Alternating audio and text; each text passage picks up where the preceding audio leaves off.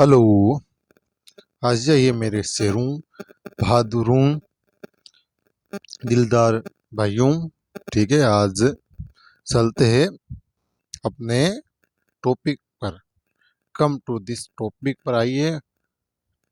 ठीक है, आज का टॉपिक है मुख्य परीक्षा में कैसे लिखें, उत्तर कैसे लिखें, मतलब मेंस में writing, how to mains writing, ये मेंस राइटिंग आंसर, मतलब मेंस के लिए उत्तर किस तरह लिखा जाए वो, जिससे हमें पूरा पूरा नंबर मिल जाए। ठीक है, चलते पढ़ते मेरे भाई। ठीक है, किस बात की टेंशन, हम आपके साथ है। ठीक है, वक्त खराब ना कीजिए। ठीक है, पढ़ाई करते रहे प्रॉपर। मुझे तो आप शाम को सुन ले सोते समय, ताकि आपकी प्रॉपर रणनीति बन जाए। धीरे धीरे ये किताब भी खत्म हो जाए, क्या करना चाहिए क्या नहीं करना चाहिए ये पता चल जाए। ठीक है, और आपका मनोरंजन भी हो जाए। ठीक है, पढ़ते आगे। मुख्य परीक्षा में उत्तर लिखने की कला सीखकर आप सफलता की राह को काफी आसान बना सकते हैं। ठीक है, आइए कुछ बिंदुओं के माध्यम से अपना उत्तर लेखन कौशल सुधारें। ठीक है, और कौशल सुधारने के लिए आप अभी सही जगह पर हो। ठीक है, मैं एक राइटर हूँ, लेखक हूँ। ठीक है, हाँ, लू लग रही होगी आपकी। और लू पर भी मैंने एक दोहा लिखा, आपको सुनाता हूँ। लू के थपेड़े लगे,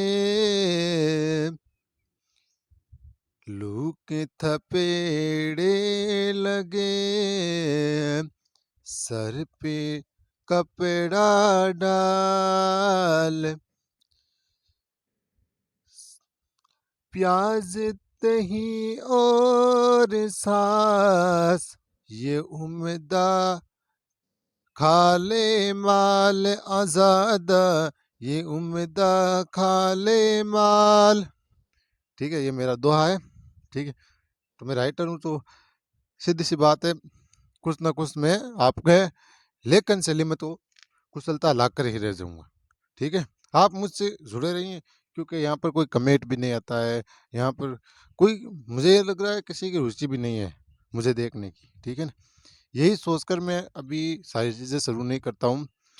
कुछ ये पीडीएफ है, मतलब ये किताब है, ये ख़त्म कर दूँ ताकि आप लोगों को भलाई हो सके। ठीक है, लेकिन कौशल तो आप लोगों का साथ हो तब अधिगम होगा। अधिगम के लिए द्विमुख क्यों सिद्धांत होना जरूरी है, दो मुख होना चाहिए, एक पढ़ाने वाला तो दूसरा सुनने वाला। ठीक है, एक्शन के पीछे रिएक्शन होना चाहिए।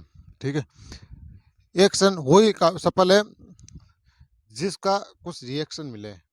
वही निबंध अच्छा है जिसका फीडबैक फीडबैक मिले। फीडबैक को हिंदी में कहते हैं पृष्ठ पोस्ट, मतलब उसकी जो सलाह है वो मिले, आलोचना हो इसकी, वही कामयाब है। ठीक है, तो मुझ में गलती है तो आलोचना करें। ठीक है, वैसे पता नहीं चलता है हम सही कर रहे हैं या गलत कर रहे हैं। तो इसीलिए राइटिंग राइटिंग कौशल और लेखन शैली को बढ़ावा देने के लिए आप लोगों की सहायता की हमें बहुत बहुत ज़रूरत पड़ेगी। ठीक है, करेंगे, ये किताब पहले कर ले ख़त्म, फिर आप धीरे धीरे मुझसे जुड़ते जाओगे तो मैं वो चीज़ें भी शुरू कर दूंगा। ठीक है, और मेरे कुछ फ़ायदा नहीं, मैं सिर्फ मेरा यही है, मेरा कम्युनिकेशन बढ़ जाए। ठीक है, और राइटिंग सेक्शन में शुरू कर दूंगा। उससे पहले मैं पॉलिटिक्स पढ़ा दूंगा। ठीक है, पॉलिटिक्स का बहुत अच्छा मुझे ज्ञान है। ठीक है, अल्लाह का फजल है कि पॉलिटिक्स मैंने अच्छी पढ़ी, तो मैं आपको भी अच्छा पढ़ा सकता हूँ। तो पॉइंट नंबर 1, अपने मौलिक उत्तर लिखें।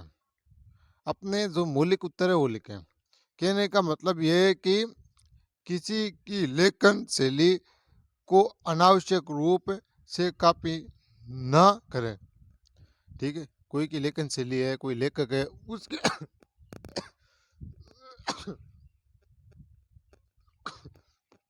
उसकी अनावश्यक रूप से, बिना आवश्यकता कॉपी ना करें। और कॉपी करना भी आपकी सबसे बड़ी मूर्खता है।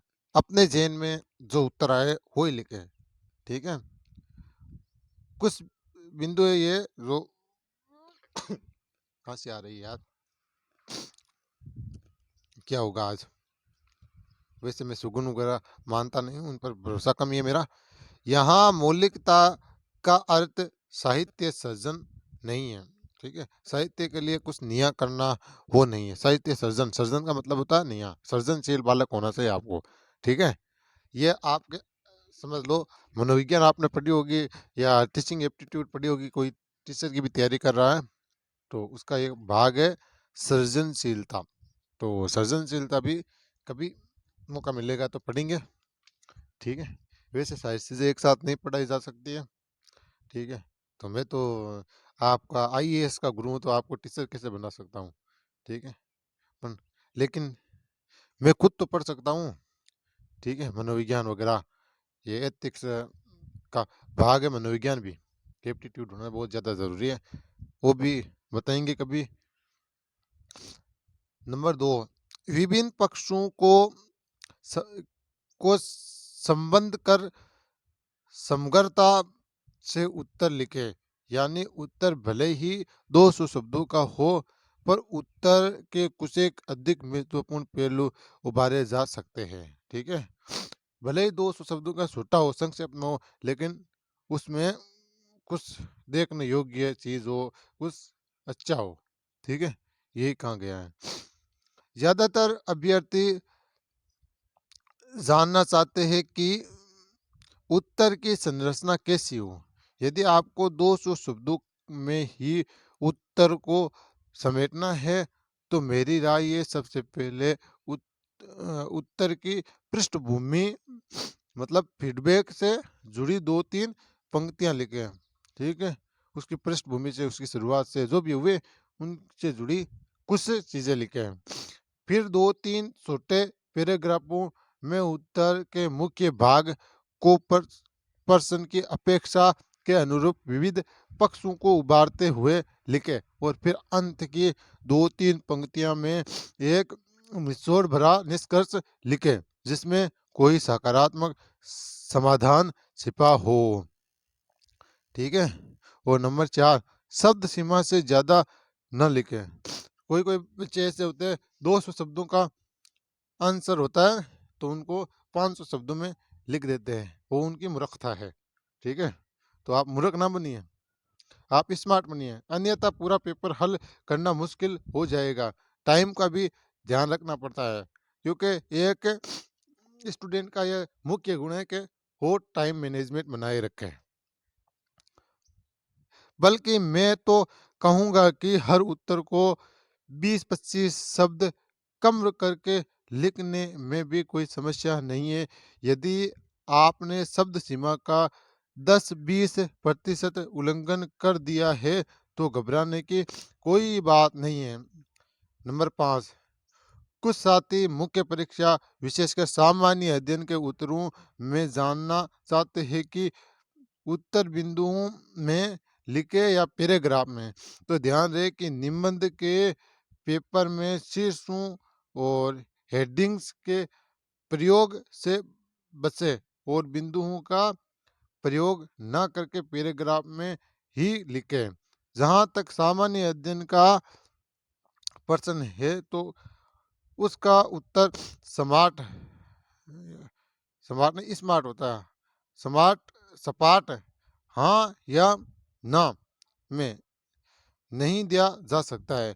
यदि प्रश्न विश्लेषणात्मक है, तो पैराग्राफ ही बेहतर है, और यदि तथ्यात्मक है, तो कुछ बिंदु दिए जा सकते हैं। पर फिर भी मेरी राय है कि कोई भी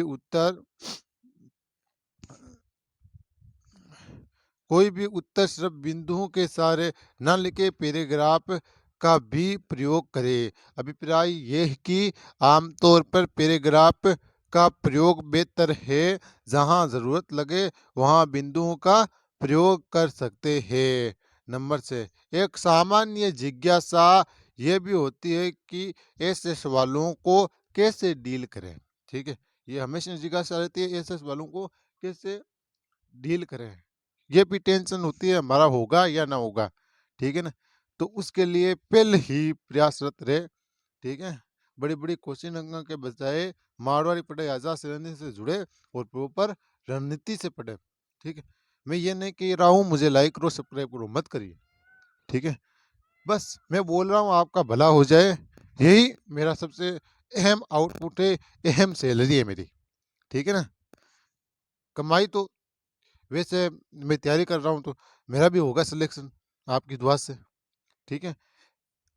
देखिए सबसे ज़्यादा दुआ काम आती है। कोई भी बंदा के यदि मैं काम आऊँ, ठीक है? तो हो चाहे मुँह से दुआ ना दे, लेकिन उसके आत्मा से दुआ आएगी। मेरे प्रति उसके दिल में मेरा रिस्पेक्ट होगा, आदर होगा कि वास्तव में बंदा था, ठीक है ना? ठीक है मेरे भाई, मत आप लाइक कीजिए, मत सब्सक्राइब कीजिए, मुझे स्वीकार है, ठीक है? आप अपना वक्त ज़ाया मत कीजिए, पढ़िए, ठीक है? और मुझे भी सुनिए कि प्रॉपर आपकी रणनीति बन जाए, ठीक है? और मैं अच्छा नहीं लग रहा हूँ मेरी आवाज़, तो मेरे टेलीग्राम पर आकर इस किताब की पीडीएफ प्राप्त कर ले और पढ़ ले इसको, ठीक है? सुनना सबसे अच्छी चीज़ है भाई, कि सुनने से सारी चीज़ याद हो जाती है। पढ़ते तो हम बहुत हैं, लेकिन याद नहीं होती है। एक बच्चे ने सवाल पूछा मुझसे कि यूट्यूब चैनल से पढ़ना अच्छा होगा या मैं किताब से पढ़ूँ ये अच्छा होगा, ठीक है? थोड़ी टाइम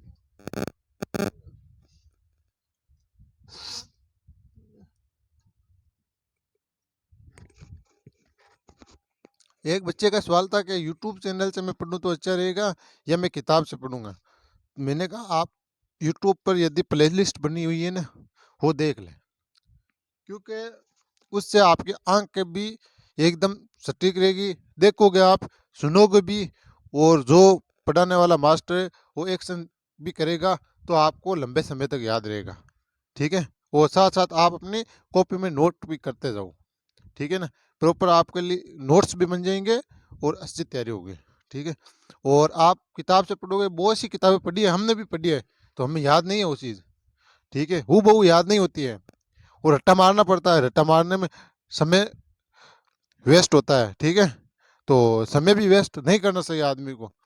तो इसके लिए आपको यूट्यूब चैनल यूट्यूब अच्छा है, ठीक है? एम लक्ष्मीकांत जितनी इतनी बड़ी अनअकैडमी जैसे प्लेटफ़ॉर्म पर पड़ी है, ठीक है? 31 घंटा 32 घंटे की है ललित यादव की पढ़ाई हुई। मैंने थोड़ी पढ़ी भई, मैं बता दूँ आपको, ये आइडिया तो बताना चाहिए आपको। जो हमें ज्ञान है, वो मैं दूसरों को बताने में कभी संकोच नहीं करता हूँ। मुझे ये नहीं ये कामयाब हो जाएँगे, ये सब होंगे, नहीं, मुझे खुशी ज़्यादा होगी आप कामयाब होंगे तो, ठीक है ना? मैं देखता हूँ तो मैं आपको बता दूँगा, जो चीज़ है मैं अपने तक नहीं सीमित रखूँगा, मैं आगे बढ़ाता जाऊँगा, ठीक है? और बढ़ाना भी चाहिए, ठीक है? मतलब एक सामान्य जिज्ञासा ये भी होती है कि ऐसे सवालों को कैसे डील करें, ठीक है? ये सामान्य जिज्ञासा होती है हमारी, जिनके उत्तर बिल्कुल ना आते हो, क्योंकि आमतौर पर सभी ये सलाह देते हैं कि सभी पर्सन अटेम्प्ट करने चाहिए। इसके लिए बाकी बातों के साथ देते हैं कि सभी पर्सन अटेम्प्ट करना चाहिए। यही बोली? ये सलाह देते हैं कि सभी पर्सन अटेम्प्ट करने चाहिए। इसके लिए बाकी बातों के साथ मैं लेखन कौशल की विकास की बात करूँगा। मैं कहूँगा मतलब हर लोग हमेशा कुछ कुछ आदतें होती है, ये 4 उँगलियाँ हैं, 5 उँगलियाँ हैं, ये भी एक सी नहीं है, अलग-अलग होती है, अलग-अलग सलाह देते हैं। आपको पाँचों उँगलियों का नाम याद है? बताइए। ये क्या है? अंगुष्ठ, ये तर्जनी, ठीक है? ये मध्यिका, ये अनामिका, हैं? ये कौन कनिष्का, ये सब नाम भी याद रखना चाहिए, ठीक है? आप आईएएस बनने जा रहे हो, ये छोटी-छोटी चीज़ें आपको नहीं आ रही है, आनी चाहिए मेरे भाई, ठीक है? नहीं आएगी तो आप अच्छा उत्तर कैसे लिख पाओगे? कुछ चीज़ें आप अपने घर से जोड़कर पढ़ें, ठीक है? ये भी आप में गुण होना चाहिए।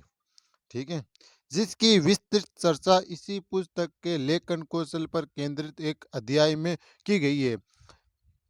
पर फिर भी आप उस पर्सन के आसपास की चीजों और पर्सन में निहित हिट्स के सहारे आगे बढ़े, चाहे कम ही सही पर कुछ बिंदु जरूर लिखें। ठीक है, छोटे छोटे हिट्स तैयार करें। ठीक है, मतलब संक्षेप दे और लिखे जरूर कुछ ना कुछ मुद्दे पर। हमारे आसपास समसामयिक मुद्दे बहुत गुजरते हैं। ठीक है, अभी डीडवाना में निर्दलीय एमएलए जो ज्ञापन दे रहे हैं, सड़कों पर बैठे हैं। ठीक है, तो उन पर भी आप मुद्दा तैयार कर सकते हो। ठीक है, यूनुस खान साहब।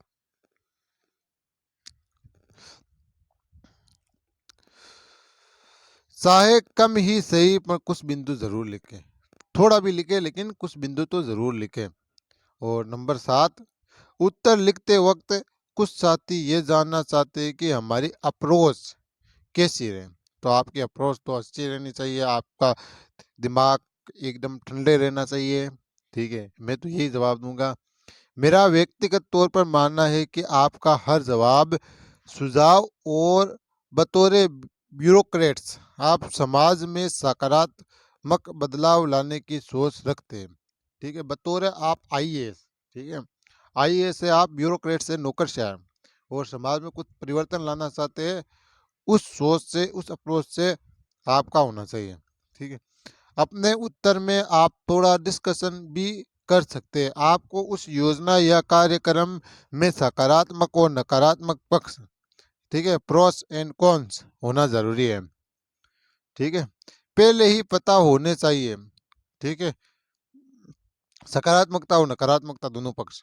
इसके बाद भी आपका दृष्टिकोण एकदम संतुलित नजर आना चाहिए, बैलेंस आना चाहिए, बरोबर आना चाहिए। आप अगर किसी भी विषय के बारे में लिख रहे हैं तो आपको उसकी अच्छाई और बुराई दोनों पता होनी चाहिए, तभी आप अपना एक संतुलित दृष्टिकोण पेश कर पाएंगे। नंबर 8, कोई कितनी भी सलाह दे पर अपनी कॉमन सेंस का हमेशा इस्तेमाल करें। कॉमन सेंस मतलब सी पोर कॉमन सेंस मतलब समझ, आपके समझ के अकॉर्डिंग अनुसार ही आप प्रयोग करें मेरे भाई। ठीक है, कहाँ पढ़ रहे थे भैया, भूल गए। हाँ, कॉमन सेंस का प्रयोग करें। अपनी अब तक की पढ़ाई, अनुभव और तैयारी में बेहतर कॉमन सेंस विकसित की है, उसका उपयोग करें। ठीक है, ऊपर चलते हम तो छत पर बैठते हैं, डाउन टू स्काई चलते हैं, नीचे से ऊपर चलते हैं। ठीक है, हमेशा सीढ़ियों में ऊपर से नीचे नहीं आया जाता है, नीचे से ऊपर चला जाता है। तो आप भी अभी पहली सीढ़ी प्राप्त पास की है, धीरे धीरे सीढ़ियाँ चढ़ रहे हो, एक दिन शिखर पर चढ़ जाओगे। जो नहीं समझ रहे हैं, सही पैर नहीं रख रहे हैं, वो फिसल जाएंगे, गिरकर वापस नीचे आ जाएंगे। यूपीएससी सांप सीढ़ी का गेम है। ठीक है, 99 पर सांप है, जो 2 पर छोड़ता है। इसी प्रकार आप पहले रणनीति तैयार नहीं करोगे, कितना भी पढ़ो तो आप वापस 2 पर आ जाओगे। ठीक, मेरे कहने का मकसद ये है कि प्रॉपर इसके अकॉर्डिंग आपको समझ होनी बहुत ज़्यादा ज़रूरी है। कोई भी हो मेरे भाई, सबसे पहले आपको इसके बारे में जानना है, इसका सिलेबस क्या है, क्या स्ट्रेटेजी से पढ़ा जाएगा, किस प्रकार पढ़ा जाएगा, रिवीजन के लिए कितना टाइम दिया जाएगा, ये सब होना ज़रूरी है। आपको बहुत लोग सताएंगे, आपके राह में रोड़े डालेंगे, फिर भी उस रोड़ों को हटाकर आपको चलना होगा, चली है और मंजिल को पाई है। ठीक है। और मेरा एक नारा रहता है हमेशा, जहाँ अभाव है वहीं बदलाव है। तो आपके जीवन में अभाव है तो निश्चित ही बदलाव होगा। आप उस समस्या को दूर करने के लिए सतत प्रयासरत रहेंगे। यदि आपके अभाव नहीं है, करोड़पति बाप है, तो आप कामयाब होने में थोड़ा समय लगेगा। क्यों? आपका अभाव नहीं है तो आपको इसकी समझ नहीं है। बदलाव कैसे होगा? ठीक। बदलाव के लिए अभाव का होना प्रॉपर जरूरी है। ठीक है। आपने अपनी अब तक की पढ़ाई, अनुभव और तैयारी से बेहतर कॉमन सेंस विकसित की है, उसका उपयोग करें। वैसे ही common sense is not so common. ठीक है। मतलब समझ नहीं तो कॉमन नहीं, मूलभूत नहीं। ठीक है। मूल नहीं, मूलभूत होता है कॉमन का मतलब, या समझ नहीं तो समझ नहीं। ठीक है। नंबर 9 पॉइंट, उत्तर लिखते समय इस बात का भी ध्यान रखें कि पेपर एवं पर्सन की मांग और अपेक्षा क्या है। उन्हें उनके मुताबिक ही अलग अलग डील करने की ज़रूरत है। मसलन मसलन का मतलब उदाहरण, अगर कहीं पर विचारकों और विद्वानों के सूत्र वाक्य ज़्यादा है, जैसे राजनीति विज्ञान या दर्शन शास्त्र जैसे किसी वैकल्पिक विषय में, तो उसमें आप भी ऐसे कथन और उक्तियों का ज़्यादा इस्तेमाल कर सकते हैं। वहीं अगर अंतर्राष्ट्रीय संबंध की बात है तो उसमें करेक्ट करेंट्स का ज़्यादा इस्तेमाल करें। समसामयिक जो घटना गुजरती है, जो हालिया घटना गुजरती है, आप न्यूज़पेपर से जुड़े रहे और उन मुद्दों पर सटीक उत्तर आप जोड़कर दे सकते हैं। और आपका उत्तर जो एग्जामिनर है उनके ज़्यादा पसंद आएंगे, लाइक होंगे आपको ज़्यादा लाइक करेंगे। ठीक है। नंबर 10, इसके अलावा ये भी ध्यान दें कि अगर आप चीज़ों को व्यवस्थित तरीके से लिखेंगे तो एग्जामिनर को लगेगा कि आपकी सोच भी व्यवस्थित है। आपकी सोच और चिंतन प्रक्रिया अस्त व्यस्त, जिसे हैब हजार्ड बोलते हैं, हैप हजार्ड। ठीक है। नहीं होनी चाहिए, लेकिन अस्त व्यस्त नहीं होनी चाहिए, आपकी सटीक होनी चाहिए, व्यवस्थित होनी चाहिए। नंबर 11, थ्योरी को अच्छे से लिखे और अगर करंट में कुछ प्रासंगिक चल रहा है तो उसे भी जोड़ दे। इससे हमारा उत्तर बेहतर हो जाता है, जिस पर बेहतर अंक मिलने की संभावना रहती है। कुल मिलाकर उत्तर प्रासंगिक होना चाहिए।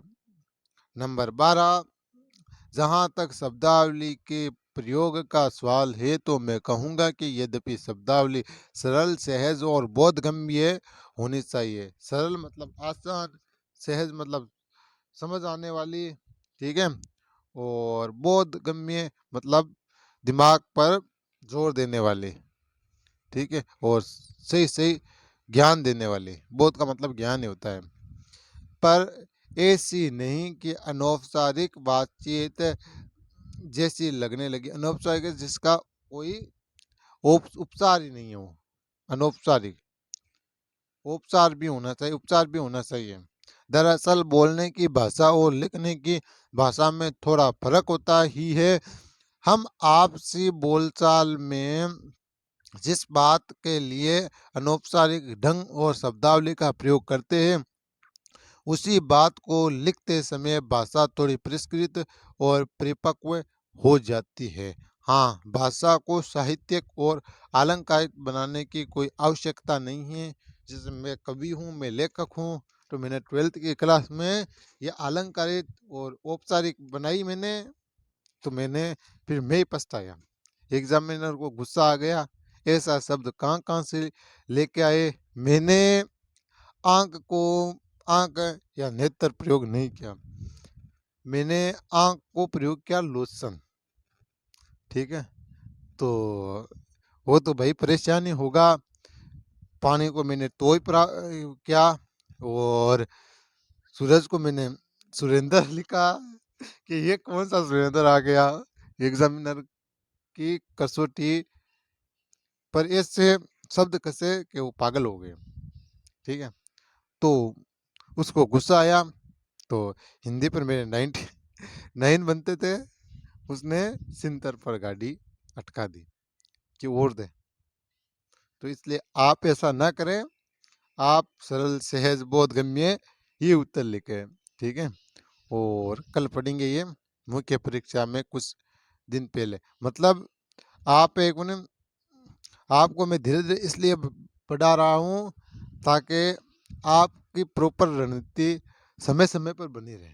ठीक है, मैं तो इसे सल्टा दूंगा पढ़ पढ़ कर, लेकिन बातचीत भी हमारे पास होनी चाहिए, डिस्कसिंग भी होनी चाहिए। ये डिस्कसिंग का भी प्लेटफॉर्म है।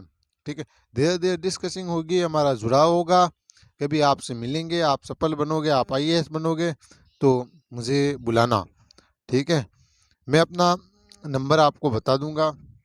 ठीक है, अभी नोट्स कर ले, जो भी ज़रूरत पड़े बात कर लेना।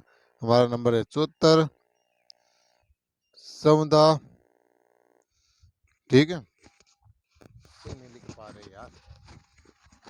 74 17 81 23 63। आप बात कर ले, इस पर नाम आएगा आज़ाद सिरानी कि मैं कवि लेखक हूँ। तो लेखक अपना नाम लिखता है छोटा सा। ठीक है, वैसे ये मेरा नाम तो नहीं है, लेकिन आप समझ लो आज़ाद सिरानी ही है हम। ठीक है, आज़ाद सिरानी मेरा नाम है, अब पहले नहीं था। तो आपसे विदा लेता हूँ। ठीक है, जो गलती होगी वो क्षमा करे, मैं क्षमा प्रार्थी हूँ। ठीक है, जय हिंद, जय भारत, जय शिक्षा क्रांति।